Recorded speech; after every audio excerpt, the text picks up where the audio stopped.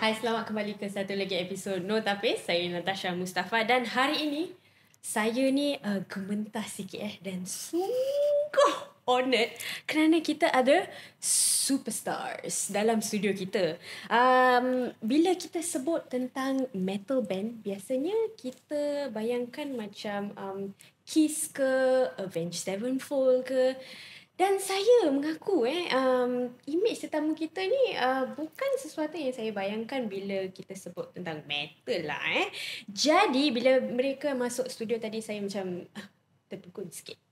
Okay. Jadi bersama saya di studio No Tapis hari ini adalah sebuah kumpulan atau band yang bukan saja making waves tapi tidal waves, besar punya wave dalam dunia muzik. Kami di Berita Harian Singapura amat teruja apabila mereka menerima undangan kami memperkenalkan Voice of Baceprot. Baceprot. Band metal hijabi yang luar biasa dari Indonesia. Selamat datang VOB. Terima kasih. Terima kasih. Jadi VOB ni kumpulan 3 orang mungkin anda boleh perkenalkan diri. Di sini aku Siti, aku di VOB sebagai drummer. Okay. Halo, aku Marsha, aku gitaris dan vokalis. I see man, alright. Halo, aku Widi, aku sebagai basis. Selamat datang semua. Terima kasih sekali lagi kerana menerima undangan kami. Sebenarnya bukan mudah untuk dapatkan diorang punya presence hari ni. Tapi kita berkesempatan kerana mereka dijemput untuk membuat persembahan di F1 Grand Prix Singapura. Singapura 2024. Okay. Jadi sebelum kita menyusuri perjalanan mereka dari Indonesia ke peringkat antarabangsa ni, nak tahulah, actually nama band you guys ni Voice of Baceprot. Baceprot tu apa benda? Mungkin boleh kongsi maksudnya apa? Jadi Baceprot itu berasal dari bahasa Sunda, bahasanya kita di daerah kita, bahasa sehari-hari. Jadi yang ngasih nama itu guru konseling kita di sekolah. Namanya Abah Ersa. Jadi beliau kasih nama Voice of Baceprot itu karena sesuai dengan karakter kita yang banyak ngomong gitu. Terus kayak ngalir ngidul meracau gitu. Baceprot itu meracau. Banyak mulut Iya. Bawel ya. Bawel. Oh, nama dia Bawel. Okay. So jadi di sebalik nama unik tu sebenarnya bukan saja nama yang unik tapi latar belakang you guys pun unik juga. Apa dia Widi ada kongsi sikit tentang Abah Ersa kan. Abah Ersa. Mungkin boleh kongsilah macam mana you guys actually mulakan band ni. Mengapa banyak-banyak genre kan? Boleh pop ke punk ke, kenapa metal? Jadi sebenarnya semuanya kan bermula dari teater dulu. Iya, jadi kami dulu bertemu di satu komunitas teater karena ada beberapa anak problematik di sekolah. Anak nakal. So you all problematic ke? Not me. Not you. Siti and Widi. Lalu di teater sendiri ternyata acting kita very bad. Tak pas lah. Iya. So Abah Ersa memutuskan untuk kita ada di tim produksi teater. Jadi bagian main musik, pasang sound system gitu. Tapi saat itu kita nggak bisa main instrumen, jadinya kita belajar dulu bareng-bareng saat itu dari nol. Iya. Terus ya awal-awal kan memang kita punya 15 member. 15 personil. Ya. Dalam kumpulan teater lah. VOB. VOB. VOB ada 15 orang. Iya. Macam mana boleh jadi 3 orang pula? Karena gak dapet izin orang tua. Iya, jadinya dari 15 itu jadi 7. Terus tersisa kita 3. Nah, main musik keras itu, main musik heavy metal itu setelah bertiga. Saya tak tahu pula ada 15 orang sebenarnya. Iya. So you guys ada macam survivors lah kira? Banyak gitu. Banyak. Okay. Jadi bila anda tadi kongsi sebelum ni mula sebagai kumpulan teater ni, maknanya kenapa you all join teater sebenarnya? Karena Abah menyalurkan. diarahkan Iya. Abah. Jadi Abah guru konseling. Oh, So, Menampung anak-anak ini yang sering masuk BK lalu disalurkan ke teater. BK tu apa? Konseling, bimbingan konseling. Oh, you all lah anak-anak. Ya, anak-anak ini. Sikit lah, tak Anak-anak. banyak, sikit saja. Oh, okay. So daripada buat teater tu boleh jadi tiba-tiba belajar macam mana nak main Instrumen, muzik ya. lah. Oh, bila you all pilih instrumen tu kan, nak main drum ke, main gitar ke, main bass gitar tu, kenapa macam mana you all pilih? Jadi sebenarnya basically kita gitar dulu. So jadi Siti itu sebenarnya masuknya terakhir. Jadi we had a drummer before, not her. Tapi drummer kita yang dulu kayak less power gitu. Oh, tak cukup. Ya. Jadi Siti kebetulan sering keluar masuk konseling karena pukul-pukul meja di kelas. Jadi pukul-pukul meja? Ya, jadi dicalonkan sebagai drummer. Oh, macam tu dia punya audition. Ya. Saya pun nak try. Macam ni boleh? Saya tak pasal, saya tak pasal. Okay. So, bila you guys mula belajar tentang instrumen-instrumen ni kan, genre metal ni macam mana you guys pilih? Sebenarnya dari awal kita nggak langsung musik metal. Jadi memutuskan untuk metal itu setelah bertiga. Alasan kita milih musik metal karena mungkin waktu itu kita masih jiwa anak muda, jadi merasa Menggebu-gebu. tersalurkan, Still on fire. terwakilkan dengan musik Okay, metal, dan okay. kita sampai hari ini masih konsisten nyaman memainkan genre itu. Jadi pertama kali denger metal itu karena dulu kita sering nulis. Nah, pakai laptopnya Abah. Okay. Laptop Abah, terus di sana ada playlistnya dia.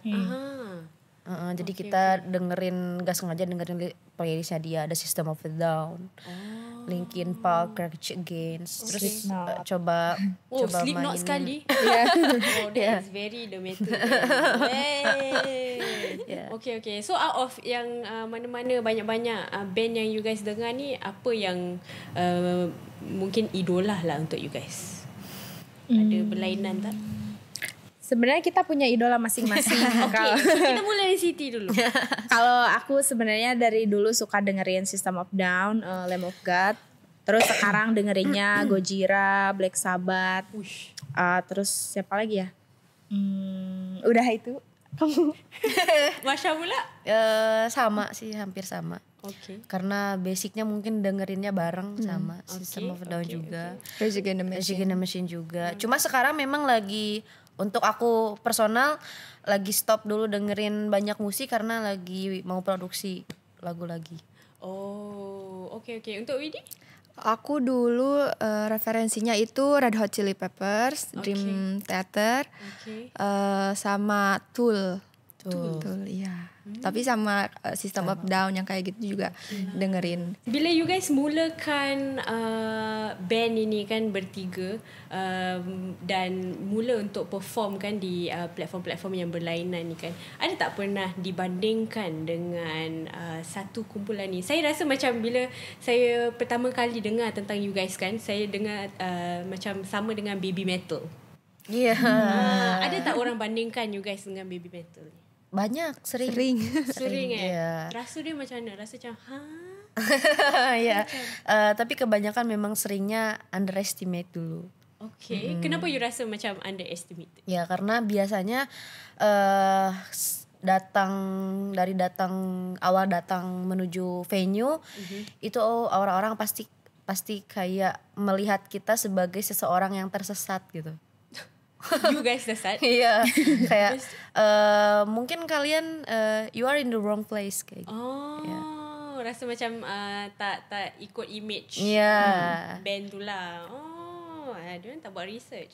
Tapi nampaknya di sekolah ni permulaan minat untuk jadi rockstar lah apa tadi, small rock small rock macam ni. Okay. Jadi bagus you guys ni dapat sokongan daripada kaunselor sekolah ni untuk membimbing dan mencari bakat masing-masing lah.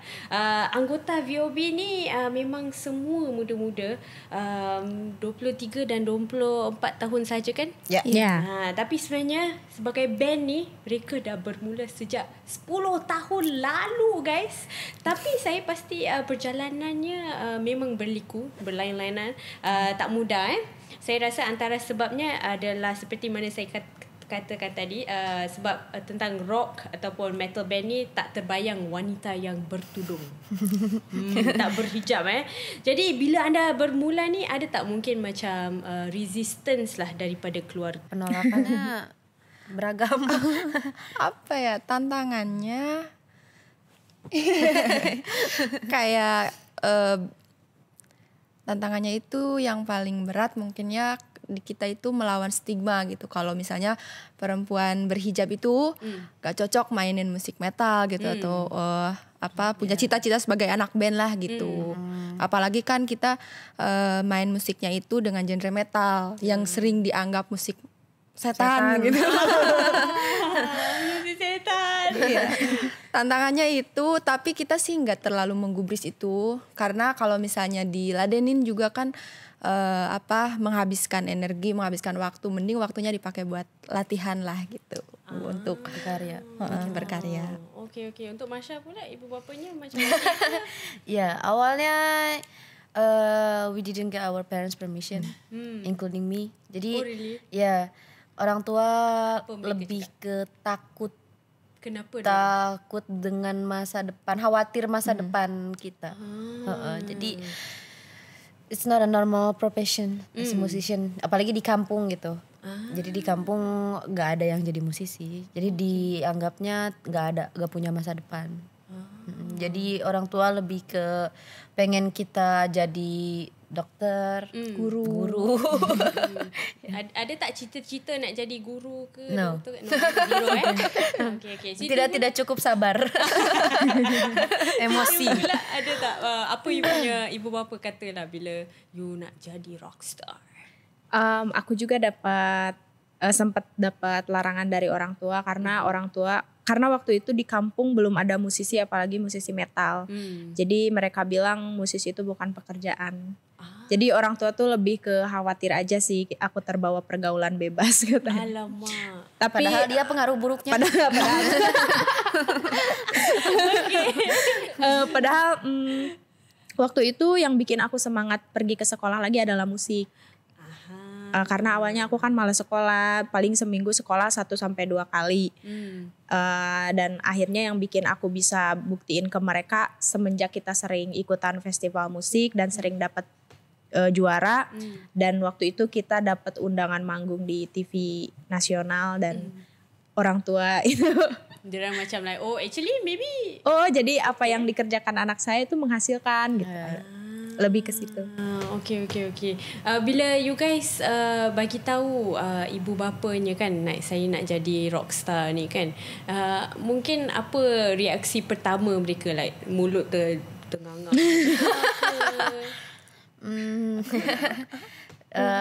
Shock pasti. Very shock Apalagi pas pertama nonton. Di acara pensi sekolah kan orang tua hadir. Ya.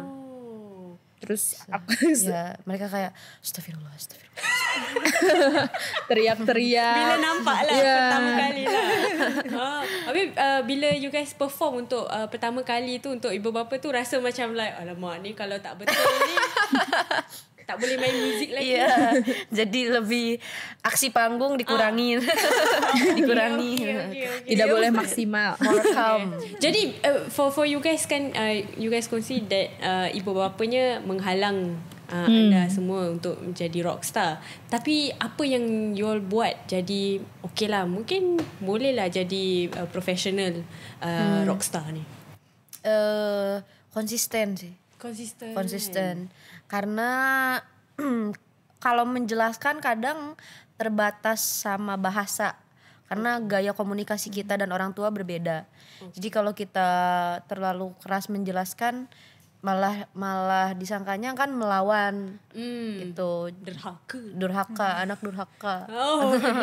Jadi lebih ke dibuktikan dengan aja kalau memberi kita mereka uang. Oh, gitu. Iya. jadi dibuktikan kalau walaupun kita main musik kita tetap baik-baik saja. Okay.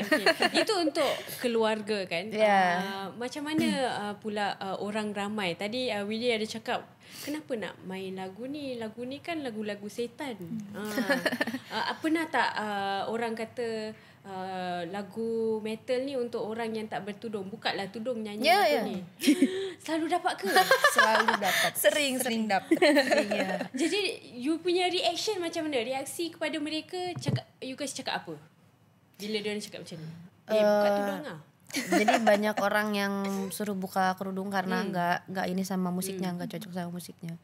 Jadi kalau misal ada orang yang suruh buka kerudung, kita nggak mau kayak kamu jadi ahli neraka gitu, silakan aja sendiri masuk neraka. Terus you go yourself, pergi sendiri. Just go alone to hell. Aduh, untuk Winnie pula pernah dapat macam tu? Di akun itu sih, akun officialnya Official bandnya gitu. Ya, adminnya kita bertiga. Jadi macam ni you guys macam reconcile lah dua identity ni. Bila ditanya soalan ni, macam mana you guys mungkin boleh terangkan lah tentang identiti sebagai Muslim dan juga minat terhadap muzik seperti metal ni. Di awal-awal tuh kadang kita bingung kalau orang bilang metal itu musik setan. Karena selama kita bikin musik ini nggak ada Setannya. Setannya nggak ada. Jadi justru kita ngerasa dengan musik kita jadi punya kepekaan terhadap lingkungan, sekitar sesama manusia, sesama hewan, dengan bumi. Semua lah. Ya, makhluk hidup. Iya, sesama makhluk hidup. Karena kan sebelumnya kita sebelum kenal musik kita nggak terlalu apatis. Ya, Ada apatis. empathy lah. Ya. Okay. Tak ada perasaan. Tapi setelah kenal musik kita jadi ngerti, ternyata dunia ini sedang tidak baik-baik saja. Ayo kita bikin lagu. Jadi inspirasi untuk menulis lagu-lagu ni adalah dari pengalaman lah. Ya, jadi kadang bingung gitu kalau misal orang-orang bilang musik setan, tapi yang di luar musik yang menghujat itu biasanya lebih setan. Yeah. Jadi sebenarnya siapa yang setan gitu. Saya pun tak tahu siapa yang setan. Siapa yang setan? Ayo tebak. Okay. Jadi bila saya pernah dengar jugalah bila lagu-lagu yang you guys tulis ni ada tentang isu-isu yang berdekatan dengan hati kan. Mungkin boleh kongsi salah satu lagu lah yang berdekatan dengan isu ni yang you guys tulis. Salah satunya mungkin God Love Me Please to Play Music. Lagu itu awalnya lahir karena memang kita berada di fase lelah, terus-terusan berhadapan sama haters. Jadi lagu tu untuk haters lah. Ya. Itu dia. Ya. Tapi kenapa orang apa yang diorang katakan? Karena mereka menuntut hal-hal yang menurut kita personal, semacam pakaian, cara berpakaian, terus kayak mempertanyakan ibadah kita. Kayak ini main musik, sholat gak, ngaji gak gitu. Terus kita kayak wah apa hubungannya ya dengan kamu gitu. Kan ibadah itu urusan kita sama Tuhan, nggak ada urusan sama manusia. Gitu. Jadinya lebih orang-orang fitnah jadinya, terus suuzon, gampang menghujat kayak hate speech terus. Okay. Jadi dia macam shout out to all the haters lah. Kira lagu ni lah. Okay. Dan saya tahu sekarang ni you guys menjadi lebih popular disebabkan jarang kita tengok metal band yang berhijab, bertudung yang perform di platform-platform antarabangsa ni kan. Bila you guys cakap you want to be judged by you guys punya musicality kan, saya nak tanyalah sikit soalan yang notapis sikit. Kalau kita ketepikan isu tentang hijab ni kan, Dan mungkin kalau you guys tak menggunakan hijab ataupun tak pakai hijab ni, rasanya you guys punya band ni akan sepopular sekarang tak? Kita melihat itu sebagai plus minus ya. Plus minus. Plus minus. Okay. Jadi mungkin plusnya orang-orang lebih mudah mengenali karena jarang itu. Jarang jadinya mudah mengenali. Tapi minusnya kan sampai kapanpun mungkin kita akan selalu dinilai lebih dulu dari visual. Dari visual gitu. Awalnya kita sempat kesal dan menolak. Tapi akhirnya ya itu sesuatu yang akan selalu melekat sama kita. Tapi walaupun misalnya kita nggak pakai hijab, terkenal atau tidak, yang bisa dipastikan adalah kami akan tetap bermusik. Jadi memakai hijab dan enggak itu bukan keperluan pasar. Iya. Okay. Jadi tak menghalang untuk menghasilkan lagu-lagu ataupun muzik yang masa rock, metal lah. Okay. Jadi bila kita cakap tentang macam sokongan daripada keluarga dan juga orang ramai dan sebagainya, you guys sekarang bukan saja popular di Indonesia tapi di pentas antarabangsa. Dah berapa banyak negara ni you guys dah perform ni? Berapa? Eropa. Kita ke Eropa udah 8 negara. 8 negara. 7 sampai 8. Terus berapa Amerika negara 9 titik. 9 titik 9 kota. titik. Asia yang yang belum tuh Jepang sama Korea. Jepang, Korea. Really Filipin. betul-betul international betul Amin. Jadi apakah mungkin you guys lihatlah peranan anda sebagai band ni ada dapat mainkan dalam memecahkan macam stereotip kerana bertudung ni ataupun dalam kedua-dua genre metal dan industri muzik ni dengan lebih luas. Apa peranan anda dalam memecahkan stereotip? Kita ini sih nggak pernah berpikir untuk melawan stereotip. Karena kita melihat hijab itu sebagai pakaian normal karena kita pakai hijab sejak kecil.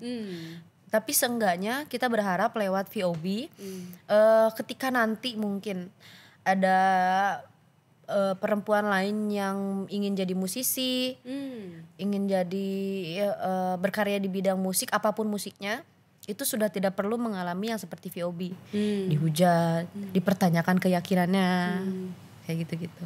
Okay. Jadi mereka lebih bisa mengkhususkan energinya untuk berkarya saja. Ada rasa macam you guys ni macam represent tak ataupun mewakili mungkin perempuan-perempuan lain yang mungkin ingin menceburi bidang ataupun genre ini? No, masih banyak bakat lain yang lebih bagus sebenarnya di luar sana. bakat kita kurang bagus. Bakat iya, jelek. Maksudnya ada banyak bahkan ratusan yang seperti VOB di luar sana. Bukan cuma di Indonesia, tapi mungkin di Asia dan di dunia secara luas. Yang perlu kita usahakan adalah bagaimana mereka mendapat kesempatan yang sama. Dan mungkin semoga lewat VOB kita bisa jadi salah satu yang membuka jalan untuk itu. Jadi bagaimana anda lihat peranan music metal ni berkembang berhubung dengan isu budaya dengan sosial? Sebenarnya metal ini punya peranan yang cukup besar dalam budaya sosial apalagi di Indonesia. Apalagi Indonesia sendiri adalah negara dengan jumlah metalhead yang cukup besar. Jadinya kan otomatis dengan begitu banyak sekali orang pendengar musik metal. Jadi banyak dari mereka yang mengambil atau belajar nilai-nilai hidup itu dari musik metal. Jadi bukan cuma sekedar hiburan gitu. Makanya di Indonesia itu kalau misal dengar lagu-lagunya banyak bukan cuma unsur sosial budaya, agama juga mereka bawa gitu di lirik dan musik. Jadi agak aneh kalau misal orang mempermasalahkan VOB. Karena sebelum VOB pun orang yang bawa isu agama mencampurkan di musik itu sudah banyak. Di lirik sudah banyak. So bukan VOB je lah, lain-lain punya kumpulan ada lah juga. Okay. Dan apa mungkin isu tadi you kata ada macam isu agama yang you guys bawa dalam lagu tu. Untuk lagu yang mana? Di VOB. Uh-uh. Di salah satunya di lagu God Allow, di God Allow Me Please to Play Music yang tadi, karena mau kita bawa isu toleransi. Ya, toleransi beragama. Okey. Dan bagaimana dia punya dia punya respons lah daripada orang ramai? Dia orang rasa macam relatable tak dia punya lagu tu? Sangat relatable karena akhirnya bukan cuma jadinya melebar kemana-mana. Jadi bukan cuma di satu isu gitu, kayak semisal masih banyak perempuan yang berprofesi di bidang yang tidak lazim Dilakukan oleh perempuan gitu. Semisal jadi atlet atlet misalnya. Okey. Dan you guys ni dah menghasilkan lagu-lagu yang bermakna lah maknanya. Jadi cara bagi VOB untuk memberikan suara kepada masyarakat, because relatable lah kan. Okay, mungkin boleh kongsi tak apa antara memory yang you guys tak boleh lupakan lah daripada perjalanan anda sehingga sekarang? Apa ya? Satu, everybody kena beri satu. Ayo. Lain-lain. Apa yang Siti apa? Pengalaman yang tak boleh dilupakan sebagai rockstar. selama ngeband? Ah. Aku sih pas tur luar negeri. Oh. Jadi pengalaman yang gak bisa aku lupain karena setiap aku mau tur, apalagi pertama kali kayak sekarang ke Singapura pertama kali, selalu di sana selalu pesimis apakah akan ada orang yang tahu atau misalnya sekedar nonton kita, karena di sana kita kan belum punya, selalu ngerasa di sana kita belum punya pendengar loh, di sana kita belum terlalu besar loh, apakah bakal ada orang yang nonton, sekedar beli tiket buat nonton kita bakal ada nggak ya? Tapi ternyata setelah beberapa kali tur, alhamdulillah kita nggak pernah sepi penonton. Saya full house lah selalu. Selalu. Okay. Masya pula apa yang tak boleh dilupakan? Aku selalu suka momen di mana orang datang ke konser sambil video call orang tuanya. Hah? Iya, jadi kayak orang tuanya nggak bisa nonton tapi dia VOB, sangat suka VOB.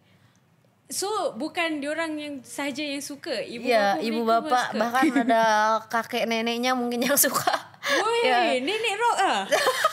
Iya, jadi metal. Iya, banyaknya tuh listenersnya VOB itu biasanya orang-orang yang 30 tahun ke atas.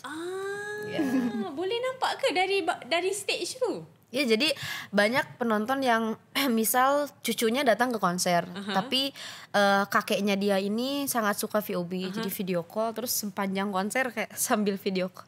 Oh gitu. VOB. Alah.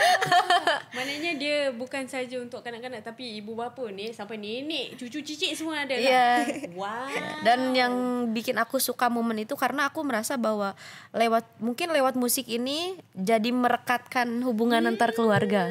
Gitu. Okay. Jadi perbualan lah antara Yeah. satu lain lah. Wah, not bad VOB. Okay, untuk Miri pula apa pengalaman manis? Pengalaman manis.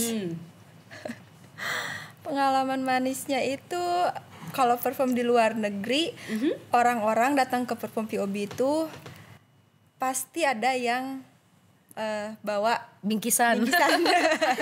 Iya, like coklat. Ada coklat. coklat, terus ada yang bawa piringan Hitam. Candy. ada merchandise gitu. You guys ada merchandise lah? Ada. So diorang berikan bahagia. Bahagia pula. Hadiah. So best lah dapat present-present. Ya, surat-surat. Oh iya, terus ada suratnya gitu. Ada tak macam surat yang paling wow?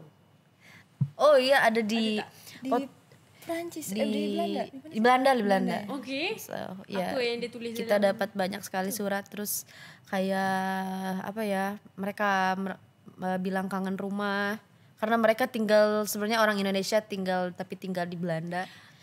Iya, kangen rumah dan melihat VOB kayak mengobati mereka, kangen rindu mereka sama rumah. So sweet. So selalunya di konsert-konsert yang orang yang datang tu bukan saja orang asing tapi orang-orang daripada Indonesia juga lah. Banyak Asia, Indonesia. Okay. You guys bila you guys nampak warga-warga asing ni datang untuk konsert-konsert you guys ni kan, rasa macam wow, saya popular Ada pernah terfikir macam tu tak? Ada. Ya, kadang ada perasaan shock kalau lihat orang ngantri di luar untuk masuk. Ya. Kayak antriannya bisa sangat panjang. Ternyata aku seterkenal itu. Pede.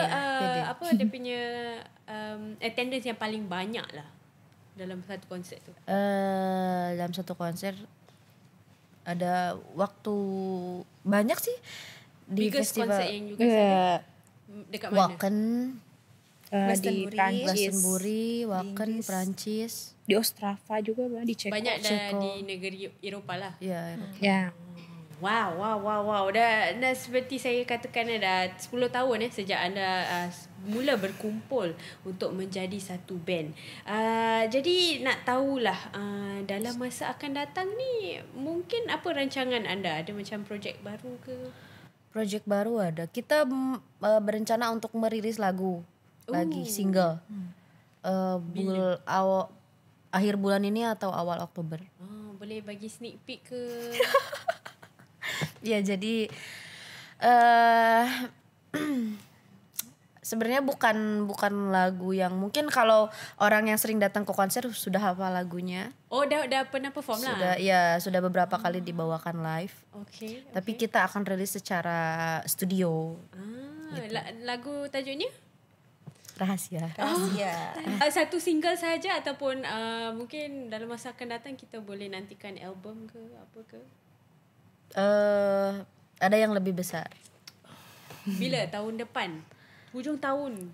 Tahun depan insyaAllah. Dan dalam in your opinion kan, tadi Widya ada cakap korang punya level ni biasa-biasa je, belum lagi atas lagi kan. What level you guys think you are at sekarang? Di tahap mana lah? Do you guys think korang dah sama level dengan System of Down ke? Belum. Avenged Sevenfold ke? Sekarang dekat mana ni? Di mana? Kita di mana ya? Amnesia. Di Singapura di Singapura. Bener juga. Di Singapura. Bener sih. Di Singapura Di mana ya? Di Singapura, Sa. Aku selalu bingung ketika ditanya level, terus apakah kalian merasa bahwa kalian itu rockstar atau apa? Karena aku sampai sekarang selalu merasa bahwa aku orang biasa. Makanya aku selalu aneh ketika orang-orang berbondong-bondong minta foto terus sampai nangis. Oh my god, aku bertemu kalian. Ada orang nangis? Iya, sering banget kita nemu ibu-ibu. Kalian seperti anakku, apalah. Jadi rasa macam mana bila orang cakap macam tu? Bingung Karena ternyata aku harus bersikap seperti apa gitu. Iya. So nangis sama-sama ke? Iya, sama-sama dipeluk sih. Oh, okay. Sama-sama. Dan tadi you guys ada kongsi anda semua ni nak jadi bukan contoh lah tapi beri peluang untuk orang-orang lain yang ingin mencuburi bidang ini kan.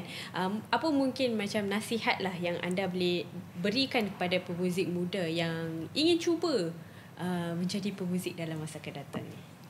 Ya, ayo. Nasihat. Siti. Nasihat dari anak 24 tahun. Intinya jangan takut mencoba hal baru, percaya sama diri sendiri dan fokus sama kemampuan diri. Nggak boleh menjadikan orang lain sebagai. Assalamualaikum warahmatullahi wabarakatuh. Jadi biar kita fokus sama diri sendiri, kita tidak boleh terganggu dengan orang lain. Dengan pencapaian orang. Jangan fokus sama pencapaian orang. Jangan fokus pada pencapaian orang lain. Okey. Masya pula ada tak tips ataupun nasihat? Jangan berdua ya? Enggak sendiri. Jangan takut, jangan khawatir. Jangan percaya siapapun melebihi dari rasa percaya kita sama diri sendiri. Jadi gitu. Jadi biar kita tidak mudah ditipu. Pernah ditipu ke? Jadi tipu Pernah. Widi. Ditipu Widi dan Siti. Pernah. Oke, untuk Widi pula. Kalau aku nambahin yang mereka dua, intinya harus konsisten aja sih, just keep going. Just keep swimming. Iya, Nemo. Nemo. Oke. Dan dengan itu kita dah banyak pelajari tentang VOB. Saya tak sangka sebelum ni 15 orang Ya. Just saya curious, bila you guys mula sebagai 15 orang ni kan, pernah terasa macam VOB ni tak akan terjadi tak? Because keep reducing, kurang orang. Kita pernah beberapa kali mau bubar. Disband Ya. Bahkan setelah bertiga. Oh. Kita bertiga. Gitu. Jadi karena terus-terusan diuji terus kan. Mulai dari kehilangan teman-teman yang lain. Kehilangan semangat diri sendiri. Iya, terus kita sempat sekolah kan juga beberapa kali pindah. Oh, Iya. Ya. like you guys pindah sekolah? Iya. Jadi beberapa kali pindah karena bermasalah terus sama pihak sekolah yang enggak Susah setuju. nemu orang yang cocok. Kami pikir bahwa orang lain yang bermasalah, ternyata Kita masalahnya. ternyata masalahnya kita. Jadi berapa banyak sekolah ni beralih? Iya. Iya, Berapa banyak? 2. Jadi kan SMA itu 3 tahun. Okay. Nah, setengah-setengahnya kita 2 sekolah. 1,5 tahun satu sekolah, 1,5 tahun satu Satu Tapi sekolah. tiga-tiga tukar Ya. sama sekolah lah. Sama-sama ngikut karena kita nggak punya teman lagi. Alamak. Jadi cuma segini temannya karena kami toksik. Ya. Oh, jadi maknanya bila dah berkurangan bandmates tu disebabkan bukan saja keluarga mereka tapi sekolah juga. Ya, sekolah Ya. juga. So Banyak jadi maknanya sekolah tu tak bagi you guys perform ke macam mana? Macam ni diorang bangkang. Nggak terlalu support lah sama kita. Ya. Jadi waktu itu kita pernah mau izin ikut festival ke kepala sekolah. Okay. Terus sama kepala sekolah malah gak diizinin lah gitu. Kayak ngapain sih itu kan band-bandan main musik kayak zaman jahiliyah katanya. Haram. Perempuan dipertontonkan katanya, padahal kita selama 6 tahun di guru kita guru perempuan. Kan sama itu kita nonton. Kan sama itu kita nonton. Okey. Jadi bila sekolah ni tak beri peluang tu, you guys pilih untuk tukar Keluar sekolah. saja karena masih banyak sekolah lain.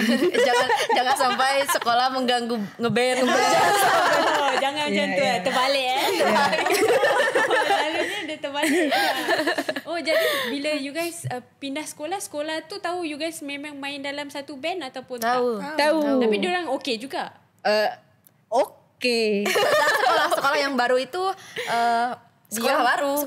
sekolahnya baru. juga baru. Jadi Butuh pas kita promo. datang tuh ya lumayan lah ke promoin sekolahnya. Jadi wah, ini promotion. ternyata. Jadi mereka kira mereka mendapatkan murid yang teladan. Ternyata Iya. Okey. So bila pemikirannya tukar jadi macam budak-budak ni macam Ada yang salah. Tahun terakhir. then dia suruh keluar ke you guys keluar sendiri? Keluar sendiri. karena sebenarnya sekolah, aku jujur pribadi, sekolah itu aku cuma buat ngediemin orang tua aja sih. Iya, Buat apa? untuk mendiamkan orang tua. Oh. Biar orang tua tidak Melarang ngeband. Biar tidak mengganggu fokus. Okey. So ni tipu lah. Ya, tipu. Catat kan ditipu Siti. Ayo Siti. Ditipu Siti. Okey. Maknanya you guys masih tetap pergi ke sekolah lah, tapi Iya. Tapi- Tapi untungnya memang kita sejak masuk karena SD SMP itu kan gratis. percuma. Nah, percuma ya. Sekolahnya percuma. Nah, SMA itu high school baru bayar tapi kita bayar sendiri. Kita bayar sendiri. Okey. Tapi ibu bapanya macam asalkan pergi sekolah, Ya. yalah boleh teruskan. Malu sama tetangga. Oh. Ya. Tidak sekolah, malu tetangga. Okey. Janji pergi sekolah lah. Sekarang tak ada, you guys buat VOB ni sepenuh masa ya? Iya. Sekarang tuntutannya berbeda, bukan sekolah lagi. Iya. Bukan tuntutannya berbeda, bukan sekolah lagi, menikah. Ada calon tak? Tak. Tak ada. Tak ada. Sedang mencari calon tak? Ya. Okey, sedang mencari calon Rich kalau man, ada I'm sesiapa- here. Okey, ada sesiapa ingin kan Rich boleh, man, I'm boleh email saya, mungkin saya boleh boleh email saya. Nanti saya berikan cari kepada jodoh. manager. Nanti saya Tak berikan harus, kepada tak harus. manager. Okey, boleh boleh. Okey, dengan itu kita pelajari banyak.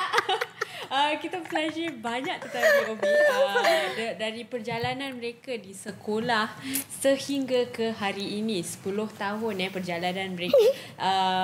Bukan mudah perjalanan ini dan saya rasa image mereka ni memberi anak-anak muda, mereka yang bertudung semangatlah untuk melakukan apa saja. Tak semestinya anda bertudung ni ataupun berhijab ni ia akan menghalang anda untuk melakukan sesuatu lah. Betul. Ia sebenarnya bukan penghalang.